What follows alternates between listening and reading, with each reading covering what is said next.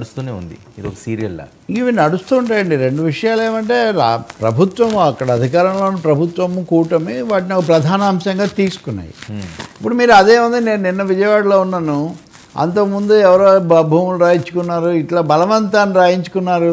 ఇప్పుడు గతంలో జరిగిన ఒప్పందాలను బలవంతంగా రాయించడము, బలవంతంగా కేటాయించడము, అధికారులే ఫిర్యాదులు చేయడం ఇట్లాంటివి వచ్చిన తర్వాత తప్పకుండా దానికి ఎండ్ ఏముంటుంది, అది ప్రూవ్ అన్నా కావాలి, లేకపోతే లేదు.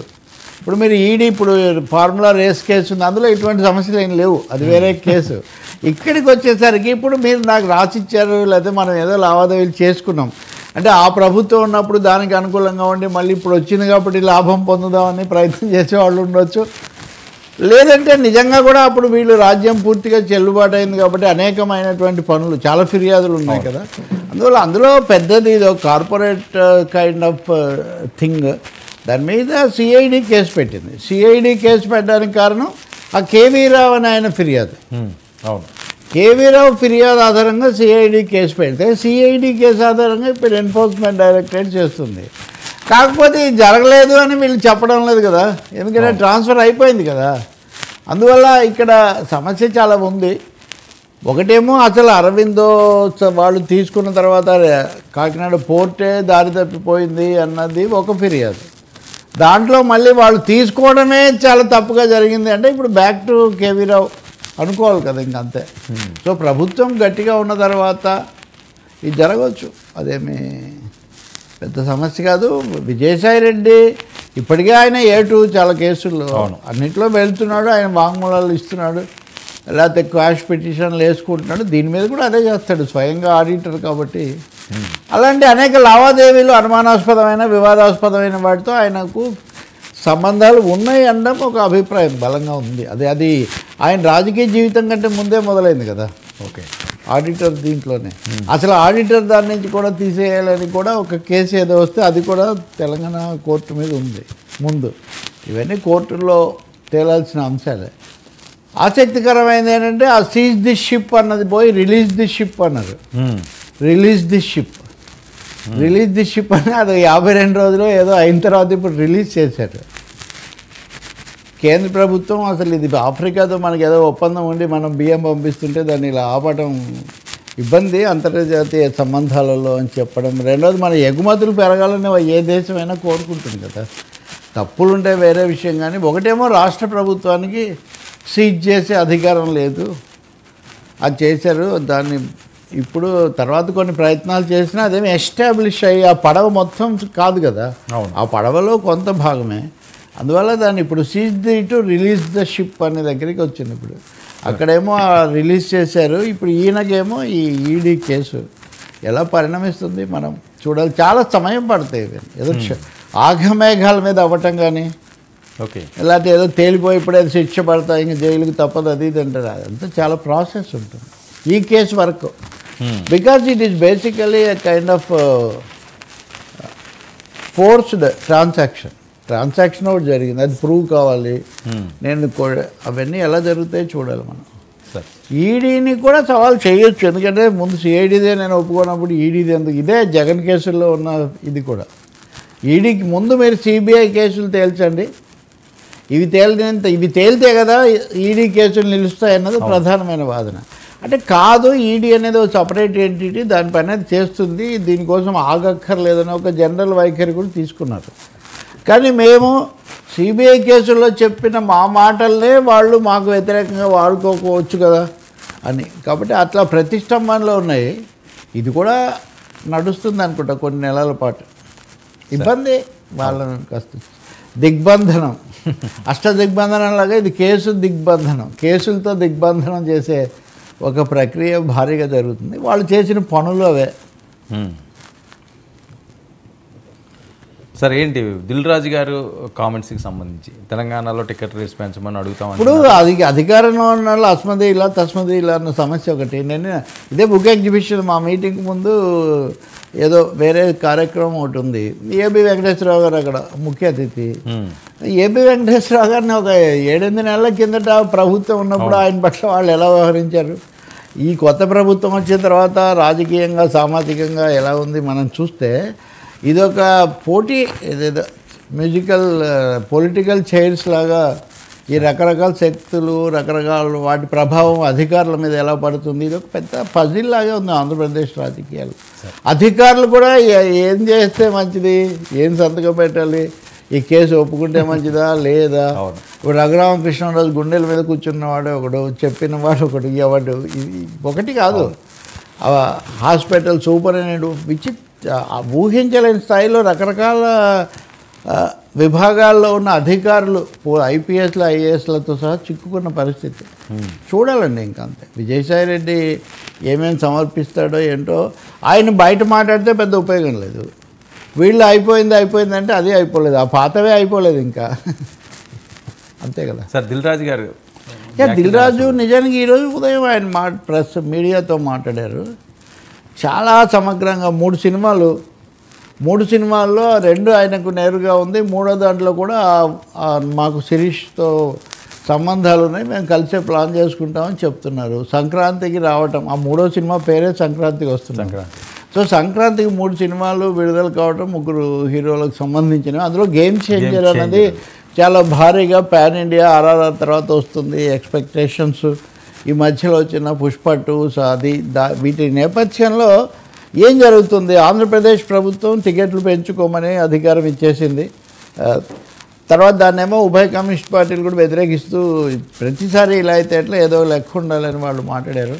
పవన్ కళ్యాణ్ స్వయంగా రాజమండ్రిలో ఆ సభకు హాజరై ఇంకా పూర్తి స్థాయిలో పుష్, ఇంకా ఎంత ఇవ్వగలుగుతారో అంత పుష్ ఆయన ఇచ్చేశారు. అటు చిరంజీవితో ఉన్న సెంటిమెంటల్ అటాచ్మెంట్ కానీ, రామ్ చరణ్తో ఉన్నటువంటిది కానీ, వీటన్నిటి ద్వారా both as a power star, as a బాబాయ్, as a deputy chief minister has thrown his entire weight behind the film. కాబట్టి ఇప్పుడు ఇది రామ్ చరణ్కు, దిల్ రాజుకే కాకుండా ఈవెన్ పవన్ కళ్యాణ్ ఫ్యాన్ ఫాలోయింగ్కు కూడా ఇది ఒక ఇదిగా ఒకటి ఉంటుంది. సరే, దాని మీద వాళ్ళు పెంచుకోవడానికి అవకాశం ఇచ్చారు. తెలంగాణ ప్రభుత్వం ఏం చేస్తుంది? అంతకుముందు రేవంత్ రెడ్డి లేకపోతే కోమటిరెడ్డి వెంకటరెడ్డి మంత్రి ఇంకా పెంచుకోవడం బెనిఫిషియల్ ఉండవని ఒక మాట అనున్నారు. ఎవరికి బెనిఫిట్, ఇట్లాంటి చాలా చర్చలు. మరి దిల్ రాజు ఏం చేస్తారు? ఆయనవే 3 సినిమాలు, ఇలాంటి చర్చలు. థియేటర్లు అంటే అన్నీ ఆయన చేతుల్లో ఉంటాయి కాబట్టి సర్దుబాటు చేసుకోవచ్చు. సో వీటి అన్నిటికీ ఆయన ఈరోజు జవాబు చెప్పాడు అనుకోవాల్సి వస్తుంది మనం. అది కావడానికి సినిమా మీట్ అయినా కానీ పొలిటికల్ పర్సనల్ మీట్ లాగా ఉంది. Dil Raju is also a hero, a king as far as cinema industry is concern. ఆయన ఏం చెప్తున్నారంటే, కరోనాకు కొంచెం ముందు నుంచి ఇప్పటి వరకు కూడా అనేక ఒడిదుడుకులు నేను చూస్తూ వచ్చాను. సినిమాలు అనుకున్న సమయానికి పూర్తి కాకపోవడం వల్ల, కొంత బలగం లాంటి విజయవంతమైన ఒక ప్రాంతంలో కాకపోవడం వల్ల, తమిళ్ తెలుగు ఈ నేటివిటీస్లో తేడాల వల్ల కొన్ని ఇలా.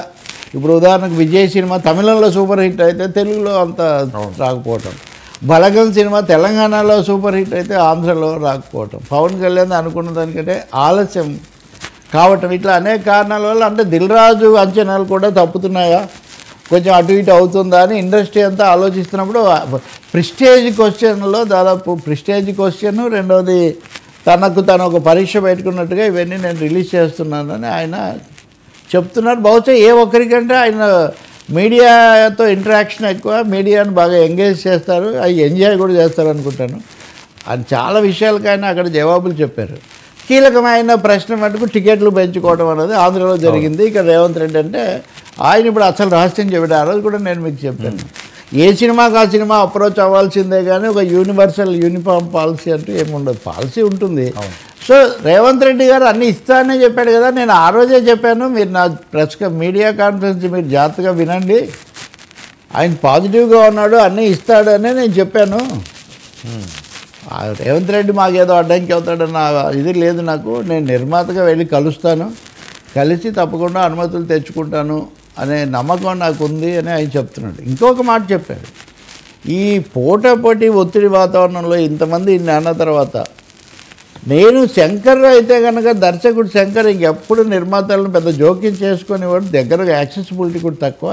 కానీ నేను మాత్రం ఈ ప్రత్యేక పరిస్థితి ఆయనకు చెప్పి దాని మీద కూడా కొంత చర్చ చేసి ఈ వీటి కంటెంట్ను ఫామ్ వీటిని కొంచెం అటు ఇటు చేయడానికి కూడా నేను ప్రయత్నించాను. అంటే చాలా తీవ్ర స్థాయిలో సర్వశక్తులు దీని మీద పెట్టానన్నమాట. కథల గురించి కూడా ఒక మాట చెప్పాడు. దాని గురించి కూడా రెండో రకంగా కూడా మాట్లాడవచ్చు. ఏమని అంటే, ఒక మిత్రుడు అడిగాడు, మీడియా మిత్రుడు, ఇప్పుడు కథలన్నీ ఒక విధంగా ఉన్నాయి, మీరు ఒక ఐఏఎస్ ఆఫీసర్ను మంచివాడుగా చూపించడం ఇట్లాంటి వాటి ద్వారా అవుతుందా అంటే, ఇప్పుడు సినిమాలో హీరోలే విలన్లుగా ఉన్నారు, విలన్లే హీరోలు.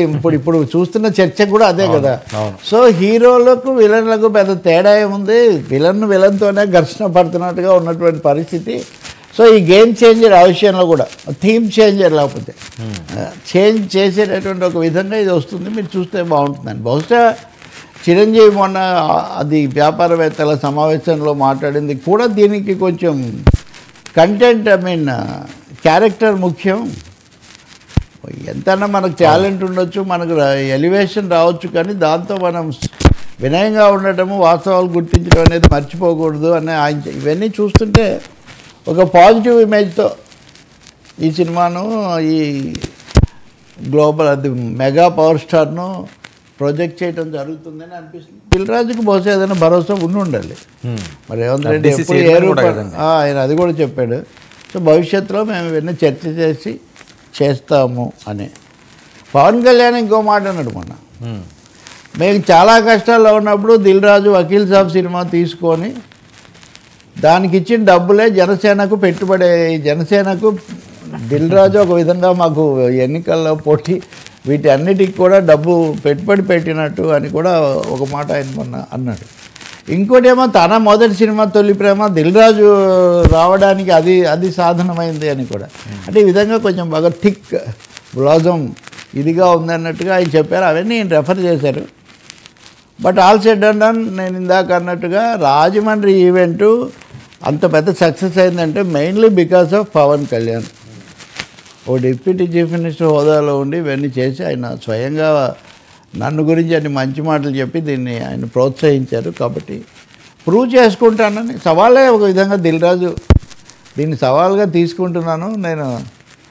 ట్యాక్ట్, నా తెలివితేటలు, నా వ్యూహాలు ఏం తగ్గలేదు అని దీని ద్వారా ప్రూవ్ చేయాలనుకుంటున్నాడు. మరి దిల్ రాజు సవాల్కు ఇంకా ఎక్కువ ప్రశ్నలు ఇంకా తర్వాత మానేశారు. ఎందుకంటే అది మరీ రాజకీయ మీడియా దీనిగా మారితే కూడా కష్టం కదా. సినిమాలు రాబోతున్నప్పుడు సినిమాల మీద, ప్రేక్షకుల మీద ఇంకోటి కూడా చెప్పాడు ఆయన. సిల్వర్ జూబ్లీలు, గోల్డెన్ జూబ్లీలు నాకు తెలుసు. ఇప్పుడు షోలే లాంటిది అయితే 2-3 సంవత్సరాలు ఆడిన రోజులు కూడా ఉన్నాయి. 5 కేంద్రాల్లో రైతోత్సవం, ఒక దసరా బుల్లోడు, ఒక దేశోద్ధారకులు, లేకపోతే ఇంకా లవకుశ లాంటివి పాత్రల పేరు చెప్పక్కర్లేదు. ఇప్పుడు ఒక 2 వారాల్లో ఏదైనా వచ్చేవి రావాలి అని. అందుకని ఈ 3 సినిమాలు 2 రోజుల గ్యాప్తో ప్లాన్ చేసుకున్నాం మేము. 2 రోజుల్లో ఇది అయిపోతుంది, తర్వాత దానికి ఇది అవుతారని. కాబట్టి ఒక కొత్త వ్యూహం కింద దీన్ని మనం తీసుకోవాల్సి ఉంటుంది. ఇక్కడ ఒక ముఖ్యమైన పాయింట్ ఆయన చెప్పేది మనం కూడా తెలుసుకోవచ్చు. రామారావు, నాగేశ్వరరావు చాలా ఇద్దరు దిగ్గజాల్లాగా ఉన్నప్పుడు కూడా రేట్లు పెంచుకోకుండా అలాగే పరిశ్రమను తెలుగు మార్కెట్ ఎంత ఉందో అంతవరకు చూస్తూ వచ్చారని. ఇది గేమ్ మారాలి ఎక్కడో చోట. మార్చిన వాడు బాహుబలి, రాజమౌళి. కానీ దానికంటే ముందు ఇప్పుడు చిరంజీవి కూడా అన్నాడు, ఆ రోజుల్లోనే నా సినిమా ₹1 కోటి వసూలు చేసిందని. ఇప్పుడు గ్యాంగ్ లీడర్ సినిమాకు హెలికాప్టర్లలో వెళ్ళి సద్దినోత్సవం జరిపితే అప్పట్లో ఇండస్ట్రీ బాగా ఆశ్చర్యపోయిందంటే ఏ స్థాయిలో ఈ సినిమా సక్సెస్ అయింది అన్నట్టుగా. సో అప్పటి నుంచి మొదలైన ప్రయాణం ఇప్పుడు ఒక కొలిక్కి వస్తుంది అని ఈ 3 సినిమాలు వాటికి వచ్చే ప్రతిస్పందన దీన్ని బట్టి చూడాలి. ఇంకా మీరు అన్నది కూడా ఇప్పుడు ఆ ఈవెంట్కి వచ్చి వెళ్ళిపోతున్న వాళ్ళిద్దరు, అవును, ఈయన పవన్ కళ్యాణ్ గారి మీద కేసులు పెట్టాలని ఇద్దరు ప్రమాదంలో మరణించారు. అంతకుముందు కూడా వేరే ఘటన జరిగింది కదా. ఇప్పుడు సమస్య అంటే ప్రయాణాన్ని ఒక సభకో లేకపోతే ఇంకో సమావేశానికో వచ్చి వెళ్ళే వాళ్ళకు ప్రమాదాలకు గురి కావటం అనేది జరుగుతుంది. దేవుడి దగ్గరికి వెళ్ళి వస్తే దేవుడి మీద మనం ఏమీ చెయ్యం కదా. చాలాసార్లు పుణ్యక్షేత్రాల్లోనే ప్రమాదాలు జరుగుతూ ఉంటాయి. కాబట్టి ఎందుకు జరిగింది, ఎలా జరిగింది అనేది చూడటం, వాళ్ళకి సహాయపడటం, ఇలాంటివి భద్రత తీసుకోవటం చాలా మంచిది. కానీ ఘటన జరిగిన ప్రతిసారి వాళ్ళ మీద కేసులు పెట్టి ముఖ్యమంత్రులను, ఉప ముఖ్యమంత్రులను అరెస్ట్ చేయాల్సి వస్తే ఇప్పుడు చాలామంది ముఖ్యమంత్రులను అరెస్ట్ చేయాలి, చాలామంది పార్టీల అధినేతలను అరెస్ట్ చేయాలి. కాబట్టి భద్రత అందుకే 1-2 సార్లు చెప్తారు వీళ్ళు కొంచెం పరిస్థితుల వాళ్ళు అక్కడ ఏ దీంట్లో తొక్కిడిలో జరిగిందనే చూడాలి తప్ప తొక్కిసలాటకు రోడ్డు ప్రమాదానికి కూడా పోలిక మనం పెట్టలేం. కాకపోతే ఒకటండి, ఇది ఇందాక నేను చెప్పినట్టు పాన్ ఇండియా అని దాన్ని పెట్టుబడి స్టేక్స్ పెరిగే కొద్దీ ఇంకా హంగామా చేసే కొద్దీ వాటికి అంతిమంగా వాటిని బలపరచాల్సింది, నిలబెట్టాల్సింది ప్రేక్షకులే కదా. సో కుర్రాళ్ళు దీంతో ఏదో పూర్తిగా వెరెత్తిపోయే పరిస్థితి మటుకు లేకుండా చూడాల్సిన అవసరం మటుకు ఒకటి ఉంది. రాజకీయం, సినిమా వ్యక్తిగత అభిమానం వ్యక్తిగతమైంది. ఈ కలగబులకం అవటం వల్ల ఇలాంటి పరిస్థితి వస్తుంది. బట్ వైసీపీ వాళ్ళు ఏదో పోటీగా ఇంకా అల్లు అర్జున్ పుష్ప2 నేను అప్పుడే చెప్పా కదా, ఇంకా ఈ 2 వారాలతో ఈ సినిమా గేమ్ చేంజర్ వచ్చేస్తుంది ఇప్పుడని మనం చెప్పాము. గేమ్ చేంజ్ అయినా కానీ ఇంకా దాని గురించి మాట్లాడాలని వాళ్ళు అనుకుంటున్నారు. కానీ అదేమీ అంటే వైసీపీ వాళ్ళు దీన్ని ఒక పొలిటికల్ దానిలో వాడదామనండి. అందుకనే అది జరగదండి, సాధ్యం కాలేదు. తెలంగాణలోనే ఫెయిల్ అయింది. అల్లు అర్జున్ అరెస్టు, దాన్ని రేవంత్ వర్సెస్ అల్లు, లేదా రకరకాలుగా ఎంత ప్రయత్నించినా చివరికి ఇండస్ట్రీ అంతా వెళ్ళి కూర్చొని ఆయన చెప్పింది చేశారు, దాన్ని బాహుబలి ప్రభాస్ అమలు చేశారు. కాబట్టి ఇప్పుడు దిల్ రాజు నాకేం ఇబ్బంది లేదంటున్నారు. కాబట్టి వాళ్ళు అక్కడ ఏదో కేసులు పెడితే వచ్చే సమస్య ఏముండదు. కానీ రేట్ల పెంపుదల, బెనిఫిట్ షోలు అన్న దాని మీద మటుకు పరిశ్రమ ముందు ఆలోచించాలి. అంటే 2 లెక్కలు వచ్చేసి ఉన్న డబ్బంతా ముందే ఒక సినిమాకే చూసేస్తే మావి ఎక్కడ చూస్తారని చిన్న నిర్మాతలు, ఇలా అన్ని మల్టీప్లెక్స్ల్లో మీరు మల్టిపుల్ షోస్ వేస్తే మా థియేటర్లు ఏం కావాలని సింగిల్ స్క్రీన్ ఓనర్లు, ఇదొక సమస్య ఉంది పరిశ్రమలో. మూడోది వీటి అన్నింటిలో నేను నిన్న ఆదివారం రాశాను, సినిమా ఇండస్ట్రీలో ఉన్న ఎంప్లాయీస్, వర్కర్స్ వాళ్ళ గురించి, వాళ్ళ పరిస్థితి పెరుగుదల ఏంటి, వాళ్ళకి ప్యాన్ ఇండియా వద్దు, కనీసం మ్యాన్ ఇండియా, మనిషి బతకడానికి కావాల్సిన స్థాయిలో ఎలా చేయాలి, ఇది కూడా పరిశ్రమ ఆలోచించాలి. మరి దిల్ రాజు ఏమైనా ఆలోచిస్తారేమో, ఈ సినిమాలు హిట్ అయితే ఆయన అలాంటి ఆలోచన చేస్తారేమో చూద్దాం. సరే ఏంటి హైందవ ధర్మం మీద దాడి జరుగుతుంది. అనంత శ్రీరామ్ గారు నేను చాలా ఎమోషనల్గా మాట్లాడింది. హిందూ ధర్మాన్ని హననం చేసే సినిమాలను బహిష్కరించాలి, హిందూ సమాజానికి క్షమాపణలు చెబుతున్నా. సార్ అసలు సినిమా ఉన్నది వింటారా? వేయండి, ప్లే చేయండి. నేను విజయవాడలో ఉన్నా, చాలామంది బీజేపీ నాయకులు కూడా కలిశారు నాకు హోటల్లో. ధర్మం మీద దాడి ఎలా జరుగుతుంది, హైందవ ధర్మ హననం ఎలా జరుగుతుంది అనేది ఒక 3 కోణాల్లో 3-4 ఉదాహరణలో క్లుప్తంగా విభజించి వివరించే ప్రయత్నం చేస్తాను. ఇక్కడ దాడి 3 కోణాల్లో జరుగుతుంది. అందులో ఒకటి కావ్యేతిహాస పురాణాలని వక్రీకరించడం, 2 తెర మీద కనిపించే పాత్రల్లో వినిపించే పాటల్లో హైందవ ధర్మాన్ని దుర్వినియోగం చేయడం, 3 తెర వెనక మా ముందు అన్యమతస్థుల ప్రవర్తన. ఈ 3 అంశాల్లో మొదటిది కావ్య పురాణేతిహాసాల వక్రీకరణ. వాల్మీకి రామాయణం, వ్యాస భారతం భారత సాహితీ వాన్మయ శరీరానికి 2 కళ్ళ లాంటివి. కానీ అదే వ్యాస భారతాన్ని, అదే వాల్మీకి రామాయణాన్ని వినోదం కోసం వక్రీకరించిన సందర్భాలు కోకొల్లలు. గత కొన్ని సంవత్సరాల ముందు వచ్చిన చిత్రాల నుంచి నిన్న మొన్న విడుదలైన కల్కి చిత్రం వరకు కూడా కర్ణుడికి పాత్రకి అనవసరంగా ఆపాదించిన గొప్పతనాన్ని చూసి ఒక సినిమా రంగానికి చెందిన వ్యక్తిగా నేను సిగ్గుపడుతున్నాను, నిర్మోహమాటంగా చెప్తున్నాను. అది కూడా ఈ కృష్ణా జిల్లా గడ్డ మీదే నిలబడి చెప్తున్నాను. అప్పటి చిత్ర దర్శకులు, ఇప్పటి చిత్ర నిర్మాతలు ఇదే జిల్లా వారికి చెందిన వారైనా సరే పొరపాటు అని మనం చెప్పకపోతే ఈ హైందవ ధర్మంలో పుట్టినట్టు కాదు, ఈ హైందవ ధర్మాన్ని ఆచరించినట్టు కాదు, హిందువుగా ప్రకటించుకోవడం వ్యర్థం అని చెప్పి ఘంటాపథంగా తెలియజేస్తున్నాను. ఇప్పుడే ఈ సభలో, ఈ గొప్ప సభలో సత్యవాణి గారిని అభినవ ద్రౌపది ఏంటి సార్ అంత ఎమోషనల్గా? అదే ఎందుకని ఆయన ఎమోషన్, నేను దీన్ని అయితే ఇప్పటికే అనంత పైత్యం అని దీనికి చెప్పేశాను. నేను అనంత పైత్యం కృష్ణా జిల్లా గడ్డ మీద, అందులో విజయవాడ సంఘ సంస్కరణకు, ఒక విధమైనటువంటి నూతన అభ్యుదయ భావాలకు పురిటిగడ్డ లాంటిది. విజయవాడ గడ్డ మీద కమ్యూనిస్టులు ఉంటారు, కనకదుర్గ కూడా ఉంటుంది. ఇంతకాలం నుంచి లేని సమస్య ఇప్పుడు ఈయనకేమొచ్చిందో, ఈయన రక్తం ఎందుకు అంత మరుగుతుందో, అంత ఆవేశం ఏంటో, ఈ అనంతమైన ఆవేశాన్ని కృష్ణా జిల్లా గడ్డ మీద, అంటే ఏ జిల్లా అయినా తెలంగాణ, ఆంధ్రప్రదేశ్ ప్రతి చోట ఎక్కడ ఉండే ప్రత్యేకత అక్కడ ఉంటుంది. రామబ్రహ్మం గారి దగ్గర నుంచి రామారావు గారి వరకు ఎన్ని సినిమాలు, ఎంత సంస్కరణ, ఎన్ని గొప్ప విషయాలు చెప్పారు. ఇప్పుడు ఈయన వచ్చి కర్ణుడి మీద కత్తి కట్టడం ఏంటయ్యా బాబు? కర్ణుడు దానకర్ణుడు, కర్ణుడు అంటే దానకర్ణుడు, సహజ కవచకుండలాలతో పుట్టాడు, శాపగ్రస్తుడిలాగా అనేకమైనటువంటి వాటి వల్ల దెబ్బతిన్నాడు అని ఇప్పటివరకు ఒక ఇంప్రెషన్. ఏంటి అనంత శ్రీరామ్కి అభ్యంతరం? సేవాధర్మము సూతధర్మము కనుక రాశీభూతమయ్యొప్ప, సేవాధర్మము సూతధర్మము రాశీభూతమయ్యొప్ప వాచా వాత్సల్యము చూపే కర్ణుడిటు, వాత్సల్యంబు నీకేల రాజేవేల పోరుకై రప్పించునో నాడే పండు లేదా వర్జించు కర్ణు చావు వరకు ఆద్యంతము కురుయుద్ధము అంటాడు కృష్ణుడు. రామారావు కృష్ణుడు అంటే సేవాధర్మము సూతధర్మం అని సూతుడు అని అతన్ని ఇదిగో ఈ సనాతన ధర్మమే. నిజానికి అతను పుట్టింది ఎక్కడ ఏంటి అది కూడా తెలియదు.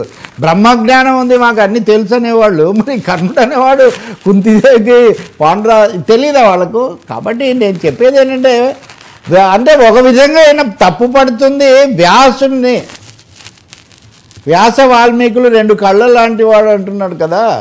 వ్యాసుడు ఇవన్నీ ఊహించకుండానే రామారావు గారు దాన్ని దానవీరేశ్వర గారు, నిజానికి పేరు దానవీరేశ్వర కన్నా కానీ మొత్తం దుర్యోధనుడే అక్కడ ఏమంటివి అనుకుంటూ దాత అంటుంటాడు కర్ణుడు. సినిమా మొత్తం దాత అంటే హితుడా అంటుంటాడు ఆయన. నేను చెప్పేది ఏంటంటే, కర్ణుడు లేని భారతమా అన్నది తెలుగు భాషలో సామెత. కర్ణుడు లేని భారతమా అంటారు ఎవరైనా కానీ, ఉప్పు లేని కూర ఎటువంటిదో కర్ణుడు లేని భారత. అటువంటి కర్ణుడు ఎందుకు ఈయనకు తప్పుగా కనిపిస్తున్నాడు? కర్ణుడి కొన్ని సంవత్సరాల నుంచి అంట రామారావు గారు తమిళంలో డైరెక్ట్గా కృష్ణుడి పాత్ర వేశాడు శివాజీ గణేశన్ కర్ణ సినిమాలో. చివరిలో పాట పాడతాడు, కర్ణ వీళ్ళందరూ కలిసి నీకు అన్యాయం చేశారు అని. తమిళంలో చాలా హిట్.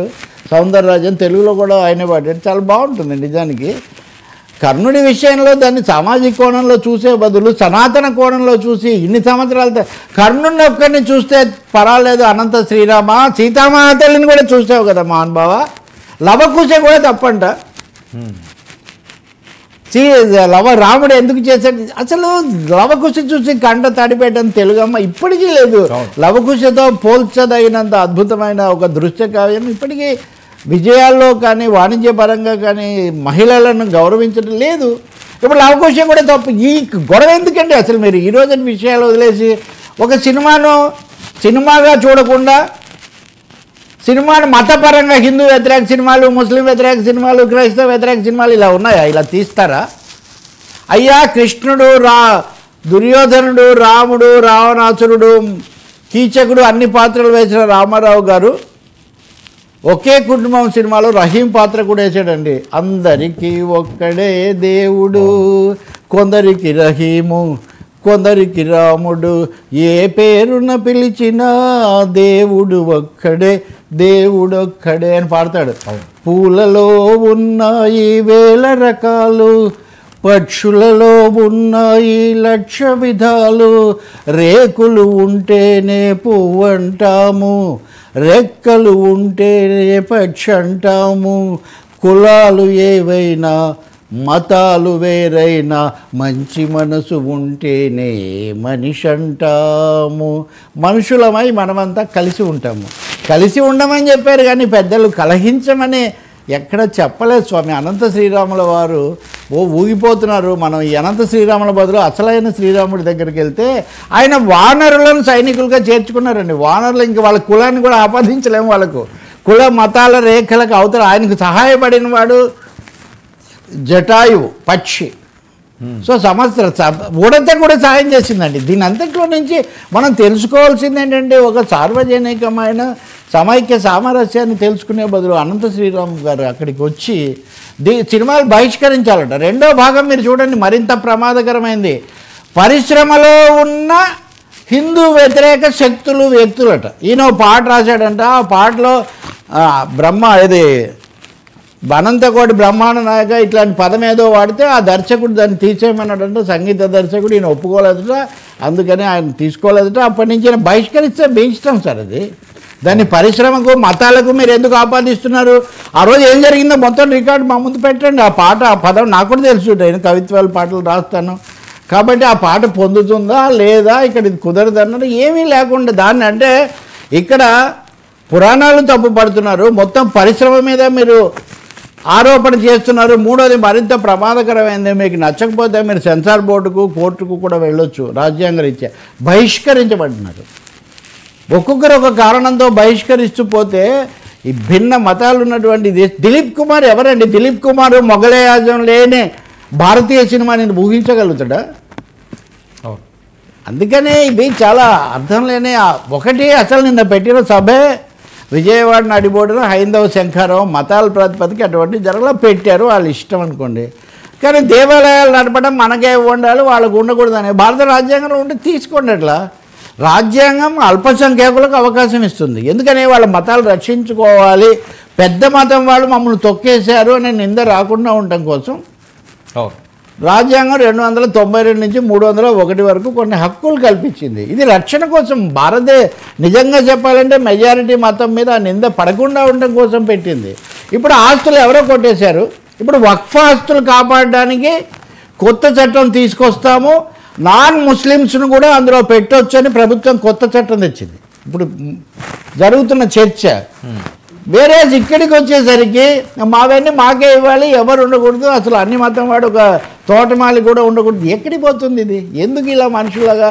అందులోనూ ఎవరన్నా పోనీ బిహెచ్పి వాళ్ళు ఆర్ఎస్ఎస్ వాళ్ళు అంటే సరే, ఈయన సినిమా పేరు పెట్టుకొని సినిమా అనేది కలుపుతుంది సార్. భారతదేశాన్ని ఏకం చేసిన అంశాల్లో సినిమా ఒకటి అందరూ ఒప్పుకున్నారు సార్ ఏకగ్రీవంగా. అమితాబ్ బచ్చన్ అనేవాడు ఎవడు ఏంటి ఎవడికి పట్టించుకోడు, అందరూ రాజ్ కపూర్, రామారావు ఒకరు కాదు. ఇప్పుడు ఆర్ఆర్ఆర్ ఇవన్నీ వచ్చిన తర్వాత అందరూ తెలుగు వాళ్ళ కథ నేను పక్కన పెట్టలేదే. కాబట్టి I think Anantha Sriram should correct himself and industry కూడా రెస్పాండ్ అవ్వాలి. ఇవేవో ఈ మధ్య చిన్న చిన్న విషయాలు లేకపోతే వ్యక్తిగత తగాదాలు అది కాదు. ఈయన ఎదిగింది అదే ఇండస్ట్రీ నుంచి కదా, అదే ఇండస్ట్రీ నుంచి. అప్పుడు తెలీదా అసలు హిందువులే చూడాలని సినిమాలు ఎప్పుడంతే అసలు తీస్తారా వర్మాట్లో?